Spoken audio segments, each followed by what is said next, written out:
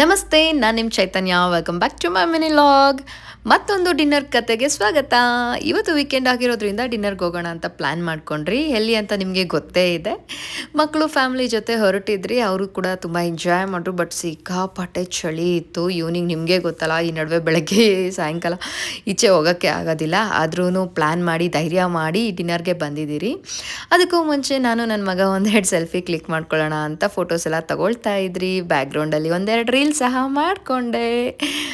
ಈ ಡ್ರೆಸ್ನ ಸಹ ನಾನು ಆನ್ಲೈನಲ್ಲೇ ತರಿಸ್ಕೊಂಡಿದ್ದು. ಲಿಂಕ್ ಬೇಕಾದರೆ ಕಮೆಂಟ್ ಮಾಡಿ. ಫೋಟೋಸ್ ಅಂತೂ ತುಂಬ ಚೆನ್ನಾಗಿ ಬಂತು. ನಾನು ನಮ್ಮ ಹಸ್ಬೆಂಡ್ ಸ್ವಲ್ಪ ಸೆಲ್ಫಿ ತೊಗೊಂಡ್ರಿ. ಈಗ ಊಟಕ್ಕೆ ರೆಡಿ ಆಗಿದ್ದೀರಿ. ಮೆನು ಕಾರ್ಡಲ್ಲಿ ಎಲ್ಲ ಆರ್ಡ್ರ್ ಮಾಡಿ ಎಲ್ಲ ಬಂದಿದೆ. ನನ್ನ ಫೇವ್ರೇಟ್ ಚಿಕನ್ ಪ್ಲ್ಯಾಟರ್ ಕೂಡ ಆರ್ಡ್ರ್ ಆಗಿದೆ.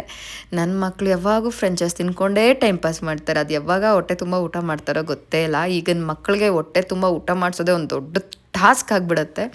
ಅದು ಯಾಕೋ ಗೊತ್ತಿಲ್ಲ, ನಮಗಿಂತ ಬೇರೆಯವ್ರ ಮಕ್ಕಳು ನೋಡ್ರೇ ನಮಗೆ ತುಂಬ ಪ್ರೀತಿ ಅನಿಸುತ್ತಲ್ವ. ಇಲ್ಲಿ ನೋಡಿ, ಈ ಮಗು ಎಷ್ಟು ಕ್ಯೂಟಾಗಿದೆ. ನಂದಲ್ಲ, ಆ್ಯಕ್ಚುಲಿ ಅವ್ರ ಪೇರೆಂಟ್ಸ್ಗೆ ಊಟ ಮಾಡೋಕ್ಕೆ ಬಿಡ್ದಿರ ತುಂಬ ಕಾಟ ಕೊಡ್ತಿದ್ಲು. ಅದಕ್ಕೆ ಎತ್ಕೊಂಡೆ. ಬಟ್ ನನ್ನ ಹತ್ರ ಕ್ಯೂಟಾಗಿದ್ಲು.